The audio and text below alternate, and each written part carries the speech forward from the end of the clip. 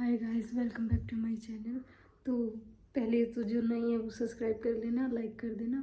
और बाकी कोई भी क्वेश्चन हो, जैसे आपने पिछली वीडियोस पे कमेंट करके पूछ लिया, मैंने जितनी कोशिश हुई सबके रिप्लाई किए हैं।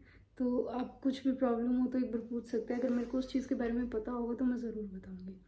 तो बात करते हैं कि प्री मैच्योर डिलीवरी से कैसे बचें।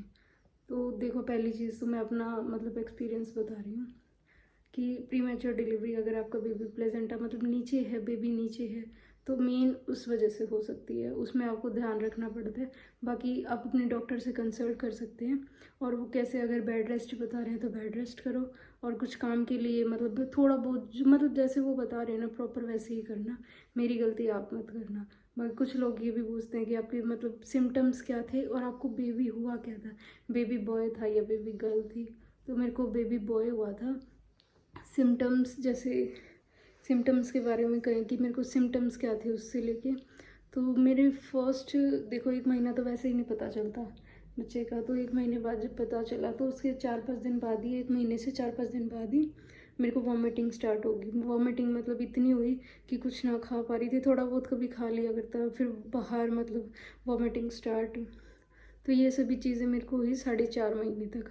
तो उसमें मैंने वेट भी बहुत लूज़ कर लिया, मेरा वेट भी काफ़ी कम हो गया था। कुछ बोलना चाहेंगे? ध्यान रखो बस डॉक्टर से, अपना डॉक्टर के पास जाते रहो कंटिन्यू।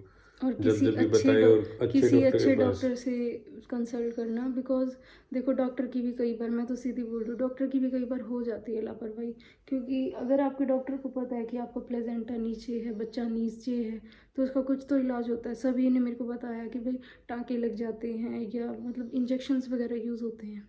तो वो सभी चीज़ों का ध्यान रखना होता है। अभी हमें तो नहीं पता था भाई, तो उस चीज़ का हम क्या कर सकते हैं। मेडिसिन वगैरह थी वो तो मैं प्रॉपर ले रही थी, बट हाँ, काम की मैं बोल रही हूँ, उन्होंने मेरे को बेड रेस्ट बोला था, बट बेड रेस्ट मैंने नहीं किया। क्योंकि मेरे को मतलब मेरी बॉडी अंदर से मतलब ठीक लगती थी। थोड़ी बहुत हाँ ब्लीडिंग वगैरह थी तो ठीक है, मैंने इस चीज़ को, सभी बोलते हैं कईयों को 9-9 महीने भी ब्लीडिंग रहती है और बच्चा बिल्कुल ठीक हो जाता है, तो मैंने उस चीज़ को नेगलेक्ट किया कि हो जाएगी हो जाएगी। अगर बच्चा नीचे की तरफ है तो फिर रिस्क रहता है थोड़ा, तो इंजेक्शन लगते हैं अपने डॉक्टर के। जो भी डॉक्टर बताए कि भाई ये करना पड़ेगा, तो आप ये मत सोचना कि ये तो पागल बना रहे हैं वगैरह वगैरह, कुछ भी हाँ, मतलब कि अपना अफवाहों पैसा में मत बना आना रहे फिर। हैं, ये कर रहे हैं वो कर रहे हैं। जो इंजेक्शन लगते हैं जैसे 3 मंथ पे लगता है, फिर 6th मंथ पे लगता है, वो इंजेक्शन इसीलिए लगते हैं कि भाई बच्चा मतलब ठीक रहे और पूरा अंदर ही रहे, मतलब पूरा रहे। जैसे मेरे तो को डिलीवरी मतलब 9th मंथ पे ही हो, प्री मैच्योर डिलीवरी ना हो, इसी वजह से इंजेक्शन लगते हैं वो। तो मेरी 7th मंथ में ही हो गई थी डिलीवरी। मैं बता रही हूँ, बेबी बॉय हुआ था तो 4.5 महीने तक मेरे को वॉमिटिंग रही थी। वेट भी काफ़ी लूज़ हुआ था। और मतलब मेरे मतलब 6th मंथ तक, तो 6th मंथ मेरा स्टार्टिंग में ब्लीडिंग हुई थी। 6th मंथ 25 को लगा था, 25 को ही ब्लीडिंग हो गई। और ट्रैवल तो करना ही मत बिल्कुल भी ज़्यादा, बहुत रिस्क रहता है ट्रैवल में। ट्रैवल तो बिल्कुल ही डॉक्टर भी मना करेंगे ट्रैवल के लिए, और करना भी मत। ये सोचो कि डॉक्टर तो ऐसे ही कह रहा है, ट्रैवल करने से क्या होगा, लेकिन उसमें और भी ज़्यादा रिस्क रहता है।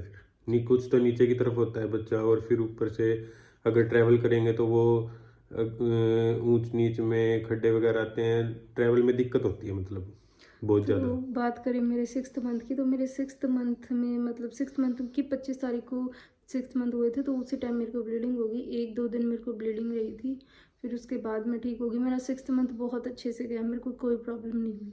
हाँ, लेकिन जैसे ही 7th मंथ लगा, 7th मंथ के फर्स्ट डे मेरे को, हाँ ये चीज़ मैं आपको बता रही हूँ, मेरे को ये चीज़ कल ही पता चली है, कल ही। डिलीवरी को अभी 1.25 महीने से ऊपर हो गया, कल पता चली है ये चीज़। आपको लेबर पेन 2 बार आते हैं, कई लेडीज़ को आते हैं 2 बार। कैसे?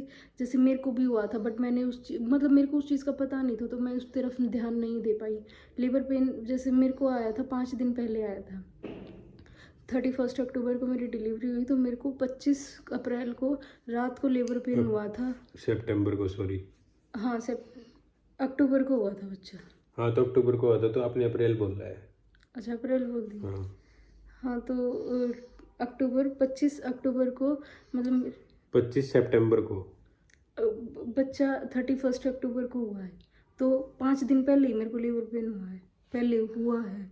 25 सितंबर को तो मेरे को वो हुई थी, ब्लीडिंग हुई थी, 6th मंथ स्टार्ट हुआ था।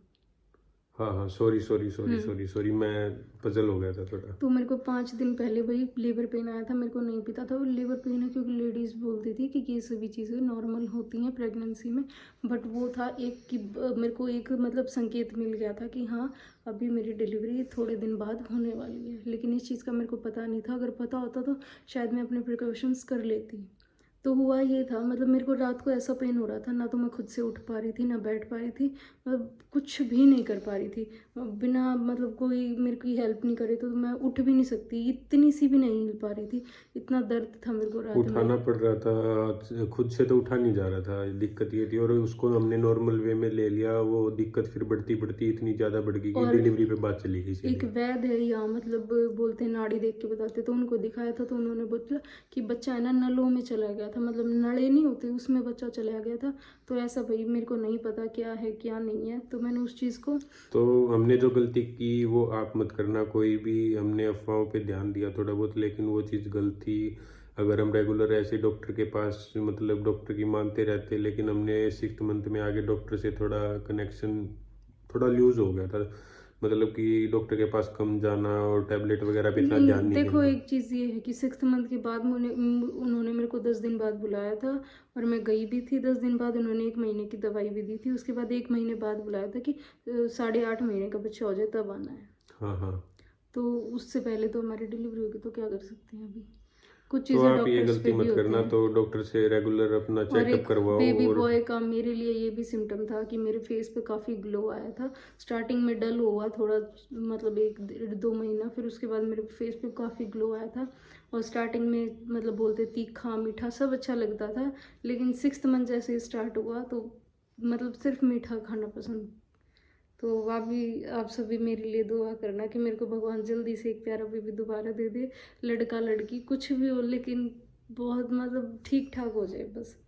और आप ये गलती मत करना, कुछ भी डॉक्टर के पास जाते रहना और अपना चेकअप करवाते रहो, और डॉक्टर जैसे बोले वैसे ही करो। और ट्रैवल तो बिल्कुल भी मत करना, बाकी यही दिक्कत आती है सबसे कोई ज़्यादा। भी क्वेश्चन हो तो आप कमेंट कर देना, मैं आपके रिप्लाई ज़रूर दूंगी।